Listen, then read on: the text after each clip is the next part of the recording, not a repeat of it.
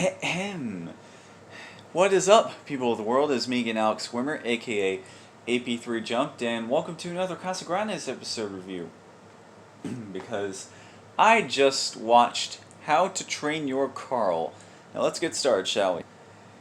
First off, what a way to kick off the new Casa Grandes episodes for this week.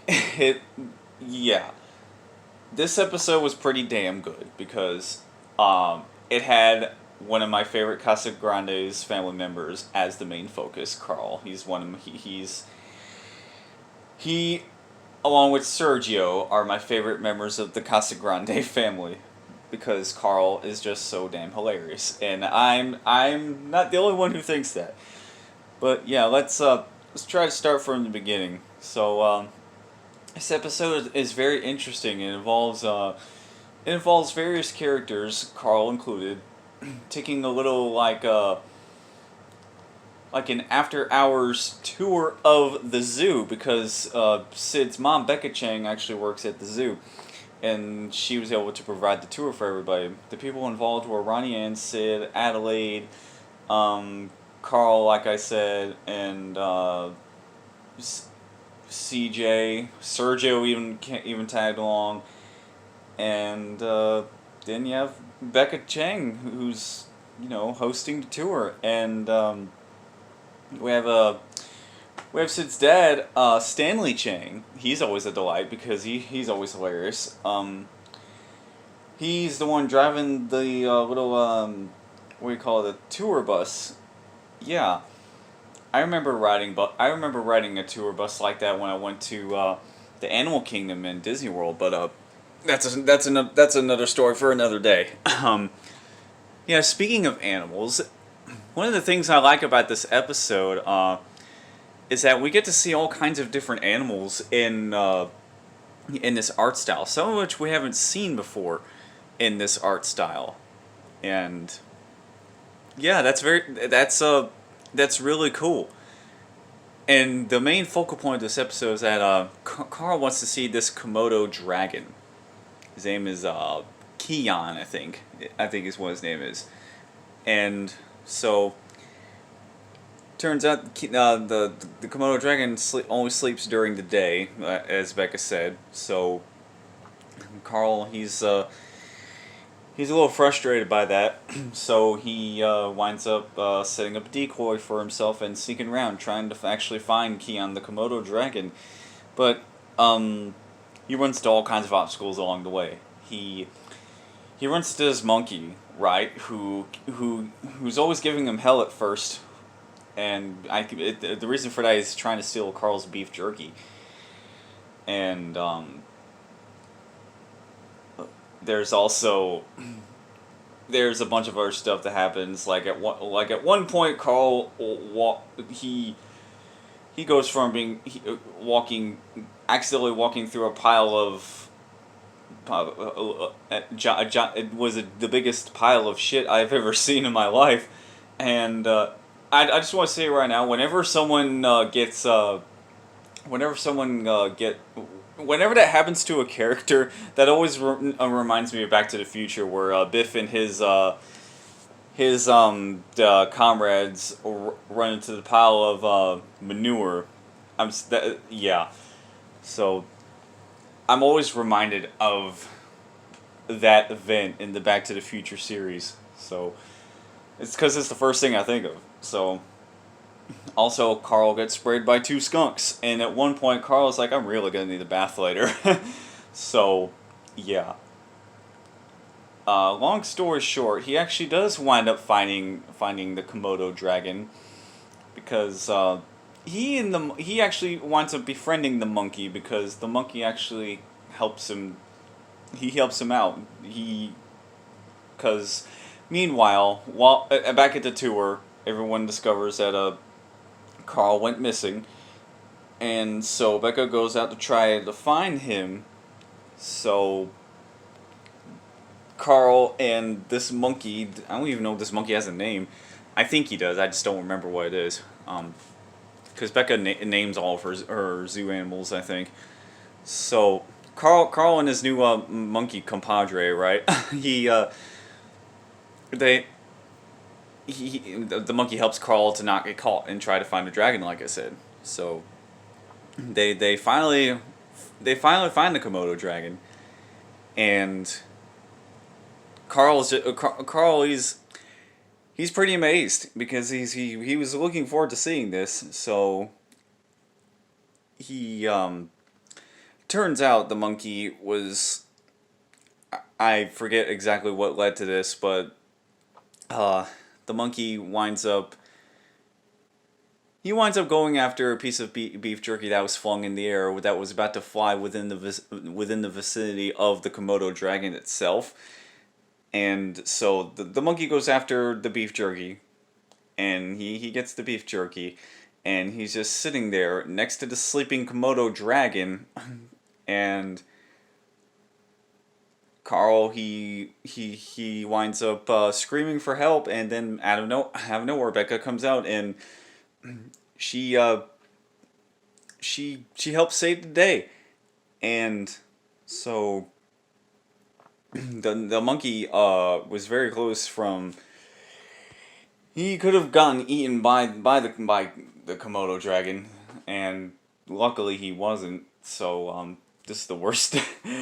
This is the worst dialogue I could have come up with, but yeah, for real. The monkey could have been he could have been that Komodo dragon's late night snack.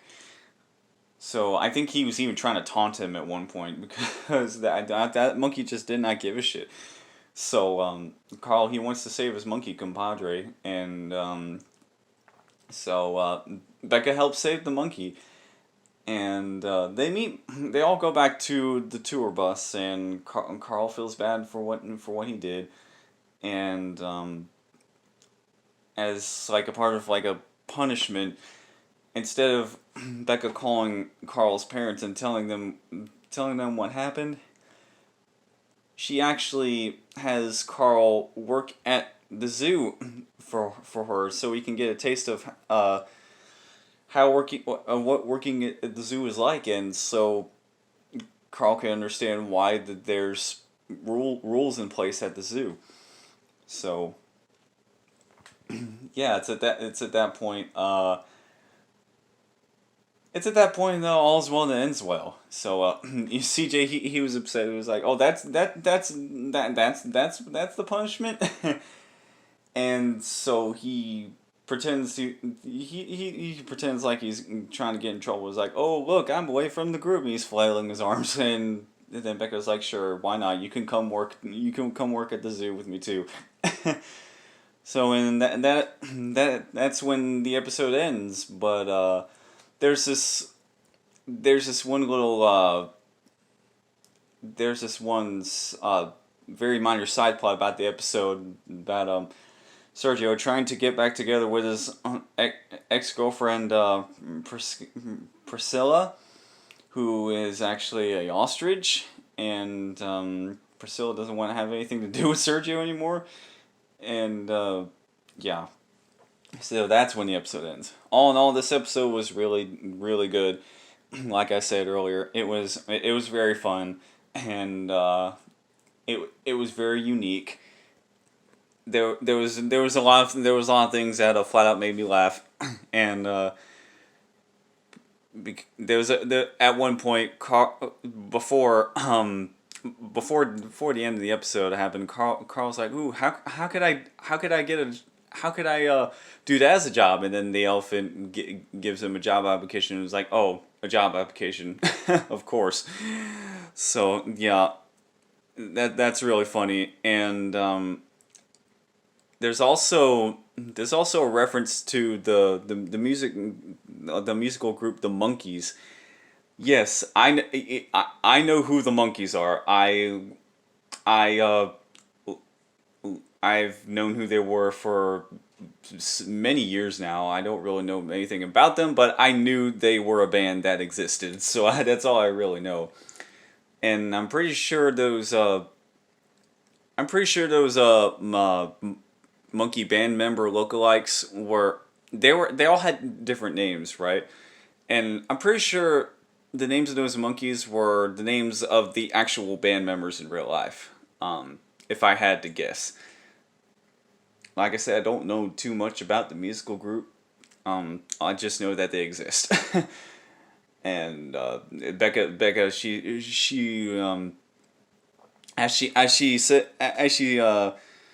introduces those monkeys to the kids, that goes over their heads, obviously, because they have no idea who Becca is talking about, and so yeah, that's a really cool reference I did not expect, and also like that they carried over some lore from the Casa Grande's podcast into the TV series. Like we first found out about Sergio's relationship with his now his girlfriend Priscilla, and yeah, that's really cool. And I also like the title. It's in reference to the popular DreamWorks series How to Train Your Dragon. So yeah, that's the Loudest and the Casa Grandes are they they're known for naming their titles after, like, directly after something from pop culture, be it movies or TV shows or anything like that. And in other words, they kind of make their titles. And when it comes to their titles, it's usually pretty obvious what they're referencing within their episode titles. So, yeah, all in all, this episode was great, and I definitely want to watch it again.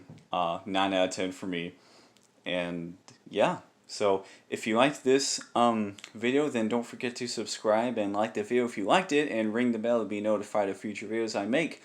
And also, if you like this episode, then let me know what you thought of it in the comment section below. And if you I hell forgot what I was gonna say. But anyway, stay tuned for more Casa Grande's episode reviews throughout the week, and stay tuned for my 2020 Royal Rumble discussion video next week. That'll be with my friends Tyler and Michael. So, yeah, look forward to all of that. And once again, I'm Alex Wimmer, aka AP3 Jumped. Thank you so much for watching until the end. That is it for me, and I will see you soon. Goodbye. Also, watch the series finale of The Good Place tonight. I gotta say, like I've said before, all my favorite shows are ending. Well, lots of my favorite shows are ending. And The Good Place finale, I'm just gonna say really quick, it was a great finale. Like some of the more recent series finales that I've watched. So, this seems to be a trend with my favorite shows. Their series finales are usually pretty damn great, and they definitely know how to end the series, in my opinion.